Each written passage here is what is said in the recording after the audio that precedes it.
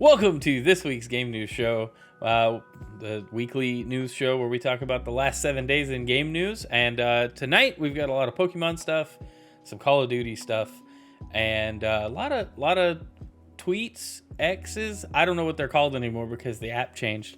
But let's jump into it straight up, right off the bat. We've got Killer Instinct. Has anybody thought about that in the last 5 years or so? Tweeted, our friends at Iron Galaxy are back, and together we're bringing you Killer Instinct's free 10th anniversary update later this year, including a balance update, improved matchmaking, and 4K support for Series X and S. More info coming soon. This is actually really surprising because I thought this game was just done. So that's cool. They're kind of putting a little extra effort into it, and I feel like it was a lot of fun. I feel like if it does well enough on the newer Xboxes, we either get a sequel or more content. Hopefully, this brings people in. A lot more people are going to play. I had fun with it. It's not, I don't know.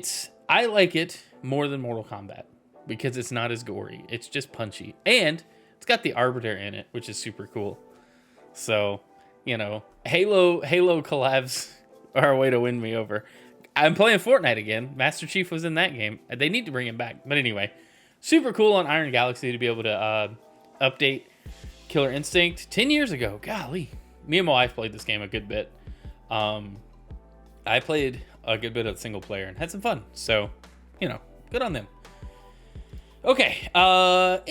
In PlayStation news, we've got PS5 game cloud streaming in preview beta, which is PS5 games streaming in the cloud. This guy got an email. I don't know who RD Metz is. This was the tweet linked in the article I was reading, so I figured I'd go straight to the source. But if you got PlayStation Plus Premium, look in your inboxes. You may be invited to the PS5 cloud streaming preview, which is cool. Apparently, the games will be streaming in 4K, and it's PS5 games. So Sony definitely sees the value in cloud streaming. Who would have thought? Especially with the recent news of Xbox cloud streamers trying to get to a game and being put in a waiting queue because demand has gone up, which is very surprising. But that's cool. Good news for PlayStation owners. And hey, if this comes out as like a separate tier or just part of PlayStation Plus Premium, more people can play PlayStation games. Sony needs people playing their games. Yes, they're leading in hardware sales, but they can get that much more by just making stuff available on the cloud. And single player games lend themselves to cloud gameplay anyway, so it makes more sense. All right, let's move on. Getting into Nintendo stuff. Well, that's out of order. All right, here we go. Now I fixed it. Okay, so we've got make it full screen again. There we go. Pokemon did a presents today where they talked a lot about mobile games. So they mentioned Pokemon Sleep, Pokemon Masters EX, and then Pokemon Unite got some stuff. Super cool all around. Then they got into some Detective Pikachu stuff, which looks good as ever. But then they got into the DLC for Scarlet and Violet, The Hidden Treasure of Area Zero, Part 1 and 2. Part 1 got a release date, launches on September 13th. They have a 4-minute trailer here. We watched it this morning. I'm not going to go over it again. But they revealed some new Paradox Pokemon, and I'm going to be real honest. People are not happy. They're getting roasted on the internet. What did they do to Raikou here? Like, he just looks super weird. I get it. They're gonna make him look different, but it looks like a weird giraffe. And so I don't know what the deal is, but this Cobalion Paradox thing looks super cool, and I like the way it looks. And I'm here to see the rest of the I forgot what they're called, the deer, I don't know, robo deer at this point, but from the Black and White games. Really excited to see them go into a cooler looking form. Looks like something you have to climb in a Ubisoft game. Dude, it does. Like, it's gonna reveal more of the map for me. But yeah, so that was something. Raging Bolt and Iron Crown. So Iron Crown is my favorite of the two. It looks like the gold and silver legendary dogs are going to be treated as the past Paradox Pokemon, and then the black and white deer Three Musketeers thing, which is going to be interesting because I wonder if Keldeo is going to get a Paradox form. Anyway, super cool. Good to see some Pokemon news, especially as we're starting to get back into Pokemon on the Twitch channel.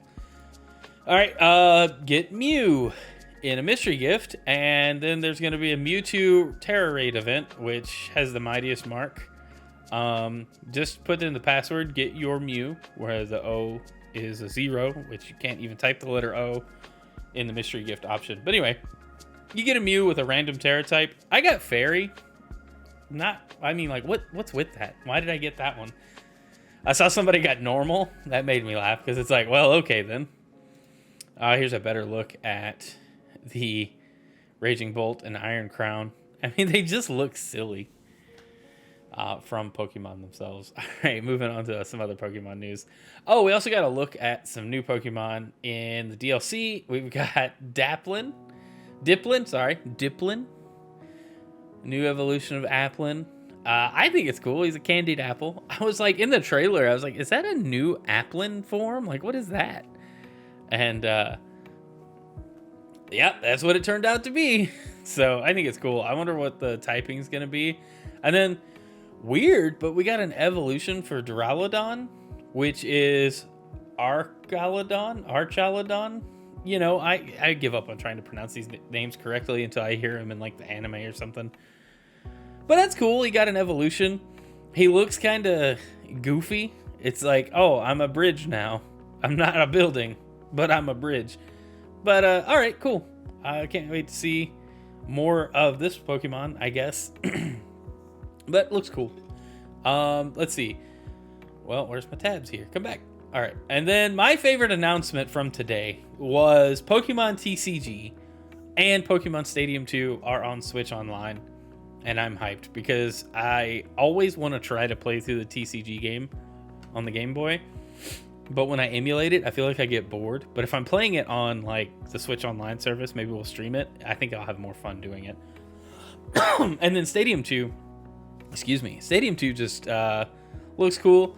They need to just go ahead and release Gen 1 and 2 on the Game Boy service. Like now, yesterday, tomorrow? It'd be great if they did that soon. I don't think they will. I think it'll be a next year thing just to let the DLC for Scarlet and Violet sell, and then next like spring we would get the games added to the Switch Online service. I wonder if they're going to try to make it work with Pokemon Bank like at all. But yeah, so that was like the meat and potatoes of the Pokemon event today. It was okay. Solid 7 out of 10. Nothing majorly new, just some stuff we've been waiting on finally getting announced with some like new Pokemon just thrown in there as a surprise. Anyway, moving into the Call of Duty news. Not a game I play a lot. I'm probably going to check out the new season because it looks fun. November 10th, Modern Warfare 3. We knew Modern Warfare 3 was coming. Information had been leaked. But now we have confirmation that November 10th is the release day. It is what it is. And even cooler Call of Duty news. Excuse me, man, what is going on? I was fine up until I started talking. Anyway, Call of Duty will now notify players of cheaters in real time. I think this is cool with their new cheating system that quickly identifies like hacks and aimbot cheaters. Now it'll show up in the kill feed that they were cheating, got ejected from the game. This is courtesy of Eurogamer. It just says it'll alert players in real time if a cheater is removed from the game. And that's awesome because it's like, ha, that guy cheated. What a nerd. Get out of here. You're trash. You know, fantastic. I think that's awesome. Let's move on to the next thing. In kind of disappointing news, Square Enix is saying Final Fantasy XVI's release didn't do the high-end expectation performance that they had expected it to do. And I'm very surprised by this because this game was hyped up. Like a lot. Excuse me. Anyway, this game was hyped up, and then when it was revealed to be a PlayStation exclusive, I think that killed a lot of interest in it. Eventually, it'll come to PC. I don't think it launched on PC, but eventually it should come to PC. And, you know, I feel like if it had launched on every platform, the sales would have been a lot better. Just saying, Square. You did it before. Do it again. So, I don't know. With the recent announcement of Final Fantasy 14 coming to Xbox and stuff, I think this game not selling well is just an indication of where we are as, like, gamers. We just want to be able to play it on wherever, whenever. And locking it to PlayStation just feels like it alienates a bunch of people. So it's unfortunate, but I mean, that's the reality of it, I think, is this just not available everywhere.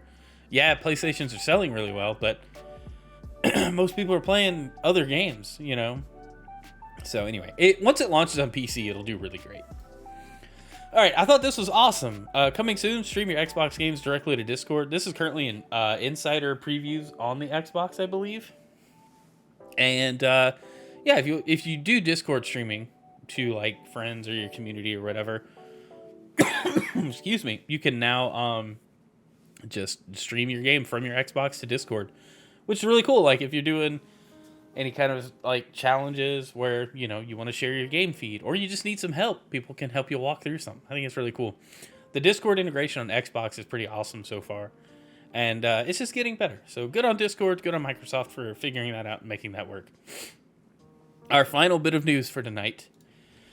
Apex Legends Resurrection has launched Season 18. Big updates. Revenant is now reworked. New abilities. New visual look. It's essentially a new skin, but like his look has been overhauled. His lore has been updated. He's now like more of a bad guy than before. So wild. There's a lot of notes here on balance changes and just everything else. I would recommend going reading them. The biggest takeaways from this are they took the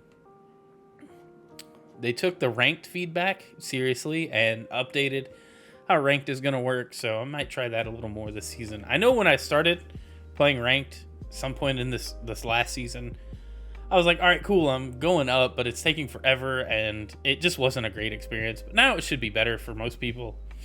And then a lot of like little bitty changes that I think this season's going to be a lot better for people than last season, but we'll see as time goes on. I'm hoping it's going to be pretty solid. But yeah, good on them. We're going to play that in a moment tonight, as soon as we finish up this game news episode. So on that note, if you're watching on YouTube, thanks for watching, and be sure to leave a like, subscribe, comment.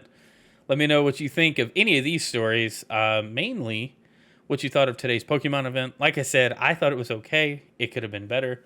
I wonder if the black and white remakes are just going to come out next year now to leave room for like the Scarlet and Violet DLC to be the thing that releases this year for the Pokemon company. Who knows? Yeah, but let me know down in the comments what you think. Leave a like if you liked it, dislike if you didn't, and as always, thanks for subscribing if you're helping the channel grow. Appreciate it. We're really close to 500. As of tonight, we're 4 away. So 4 people could subscribe to the YouTube channel. That would just make my week. Anyway, thanks for watching. We're going to play Apex now, and we'll see you soon on the next one. Bye.